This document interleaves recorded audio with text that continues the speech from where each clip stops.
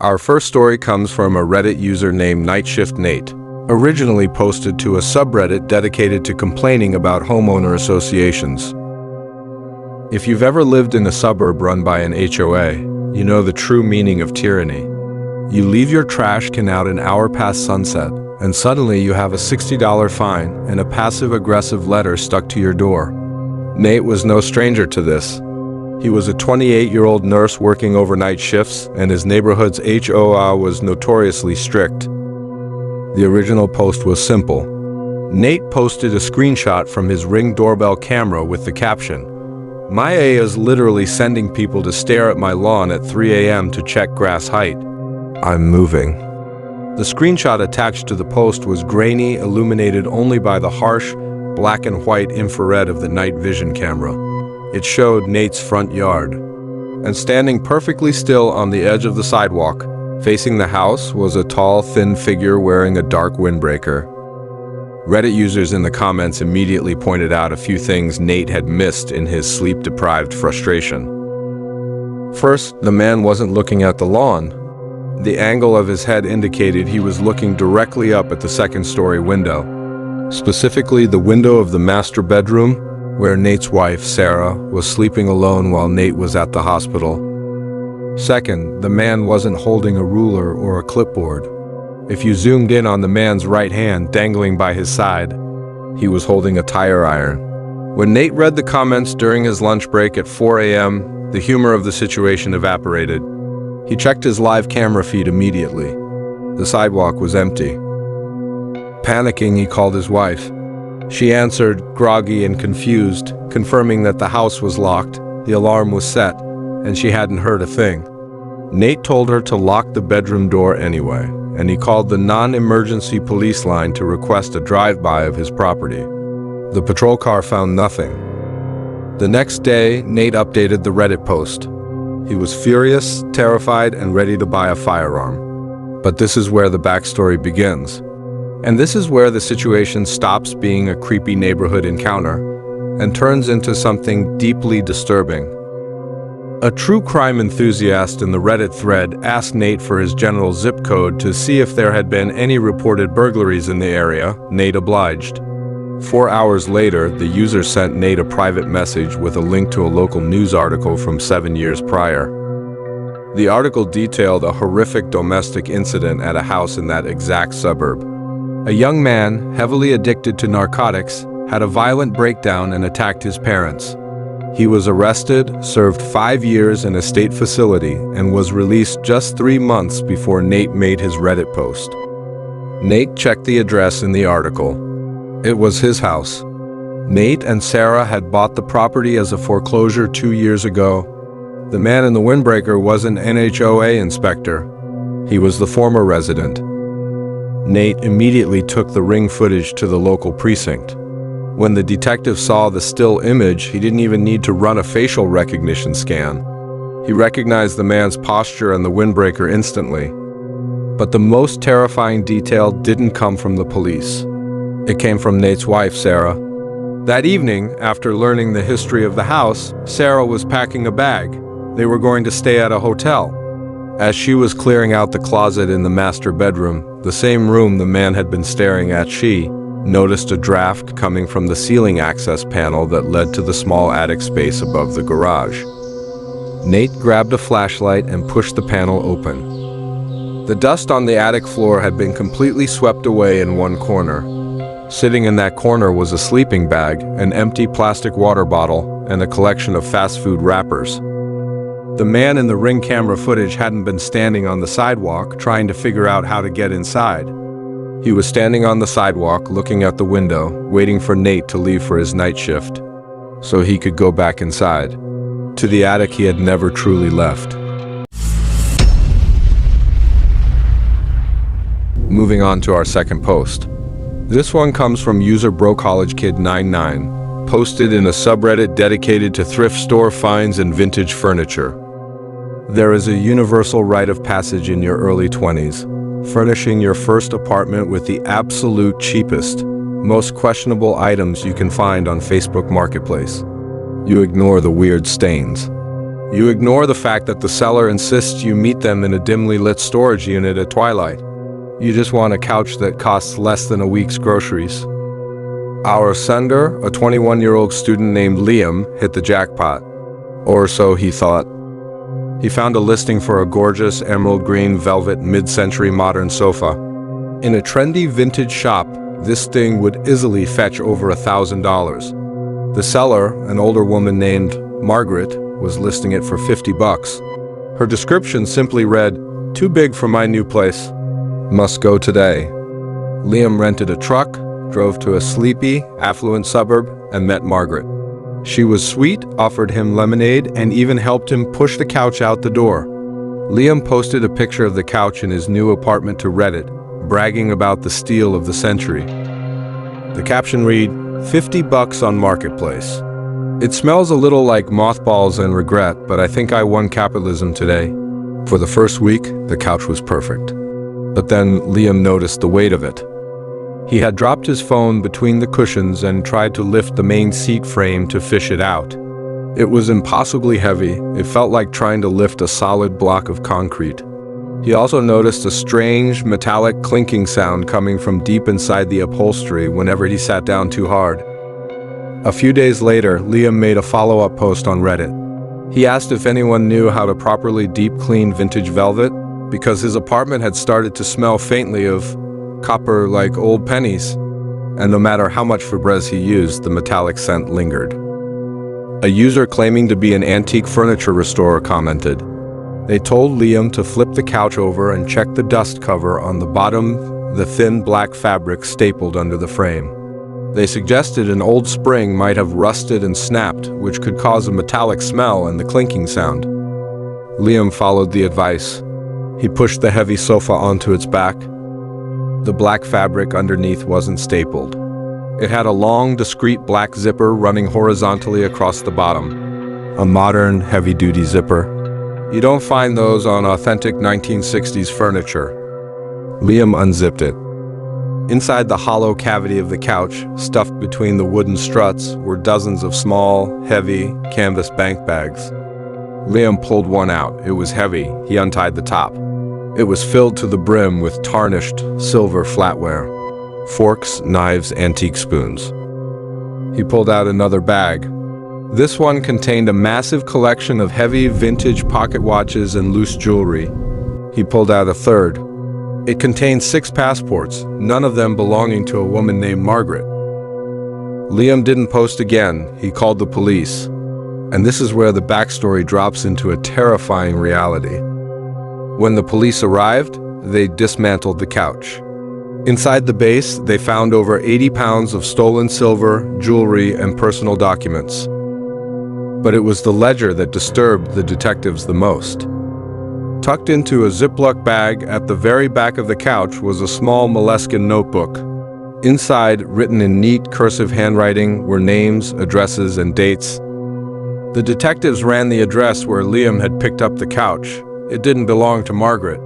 The homeowners were an elderly couple who had been on a 3-week cruise in Europe. Their house had been systematically burglarized while they were gone.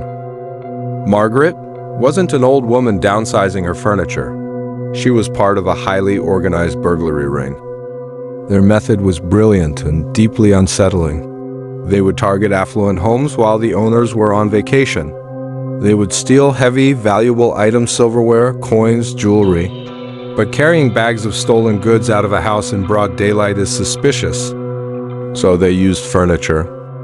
They would find a large piece of furniture already in the victim's house, like an emerald green sofa hollow out the bottom, stash the stolen goods inside, and then list the couch on Facebook Marketplace for dirt cheap. Unwitting buyers like Liam would rent a truck, drive up to the house in broad daylight, carry the couch out the front door, and drive away. To the neighbors, it just looked like someone buying furniture. The buyers were doing the heavy lifting for the thieves. But the nightmare didn't end there for Liam. The notebook found in the couch wasn't just a ledger of stolen goods. It was a tracking log. The thieves would wait a few weeks for the heat to die down. Then, using the address the buyer had provided during the marketplace exchange, They would break into the buyer's house, slice open the couch, retrieve their stolen loot, and vanish. When the police showed Liam the final page of the notebook, the blood drained from his face. The last entry was his name, his new apartment address, and a date circled in red ink. The date was the following Tuesday. If Liam hadn't dropped his phone between the cushions, he would have been asleep in his bed when the people who orchestrated the burglary came to collect their prize. Our final story requires a bit of context about the modern world. We are obsessed with disconnecting. People pay thousands of dollars to go to cabins in the middle of nowhere, just to stare at trees and pretend the internet doesn't exist. It's a luxury to be unreachable, until someone actually reaches you. This post was submitted by user Wanderlust Wendy, detailing a terrifying ordeal her brother Mark experienced last November. Mark was a software developer in Seattle, burned out, stressed, and desperate for a week of total silence. He found a listing on a popular short-term rental app for a remote A-frame cabin in the dense woods of the Olympic Peninsula. The listing proudly boasted no Wi-Fi, no cell service. Just you in the wilderness. Mark booked it instantly. For the first 2 days, the isolation was exactly what he needed. He read by the wood stove, drank cheap coffee on the porch, and enjoyed the deafening silence of the Pacific Northwest. On the morning of the third day, Mark walked out onto the wooden deck and found a gift waiting for him. Sitting perfectly centered on the welcome mat was a small, intricate bundle of twigs tied together with a piece of faded red yarn. At first, Mark chuckled. He assumed it was some quirky, rustic touch left by the property owner. Maybe the wind blew it there, or maybe a local kid was messing around. He snapped a picture, and when he drove 20 miles into town for groceries to get a single bar of cell service, he texted the photo to his sister Wendy. He jokingly called it Blair Witch Room service. Wendy posted the photo to a creepy subreddit, mostly just to share the eerie aesthetic. But on day 4, the gifts escalated. Mark woke up, made his coffee, and opened the front door. Sitting on the welcome mat was a deer skull. It wasn't bloody or decaying. It was bleached perfectly white, scrubbed clean, and positioned so the empty eye sockets were staring directly at the front door. Mark stopped laughing. The nearest neighbor was supposed to be 3 miles away down a dirt logging road. He checked the perimeter of the cabin but found no footprints in the thick bed of pine needles. He decided he was leaving the next morning. One more night, then he was packing up. He locked the doors, pulled the curtains shut, and spent the evening watching downloaded movies on his laptop, trying to ignore the absolute darkness pressing against the glass. At 2 a.m., Mark woke up to a sound. It was coming from the large, triangular window at the front of the A-frame. Mark froze in his bed. He listened. The tapping stopped. Then he heard the undeniable sound of heavy boots walking across the wooden planks of the front deck, slowly, methodically, pacing back and forth. Mark didn't have a weapon. He didn't have cell service. He was trapped in a wooden box 50 miles from civilization. He waited in agonizing silence until the sun finally began to rise, turning the sky a bruised, dull gray. When he was absolutely certain the deck was empty, he grabbed his keys, threw his bags in his car, and cautiously opened the front door. Sitting on the welcome mat was a third item. It was a Polaroid photograph. Mark picked it up. His stomach hit the floor.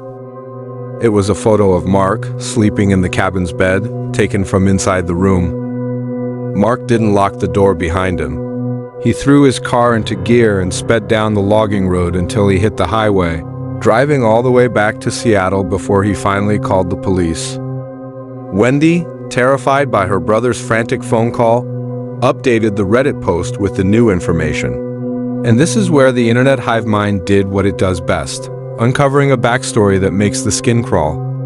Users on the subreddit started reverse searching the images of the cabin from the rental listing. They scoured property records for the county.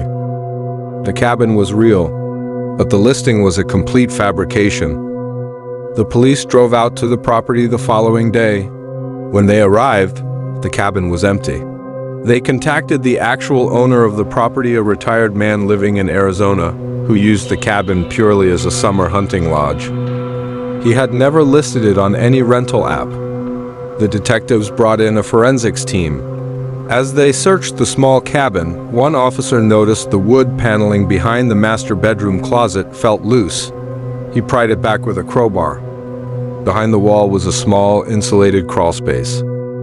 Inside the crawlspace, they found a sleeping mat, several empty cans of food, a vintage Polaroid camera, and a crude hand-drawn map of the cabin's floor plan. But worst of all, they found a small peephole drilled directly through the wood paneling. The peephole looked right down onto the bed where Mark had been sleeping. The person who created the listing wasn't a property manager. They were a squatter. They had broken into the empty hunting cabin, set up a living space inside the walls, and then took photos of the property. They created a fake listing online offering an absurdly cheap rate for a digital detox to lure people in. People looking for isolation. People who wanted to be unreachable. The squatter wasn't interested in the rental money. They just wanted someone to watch.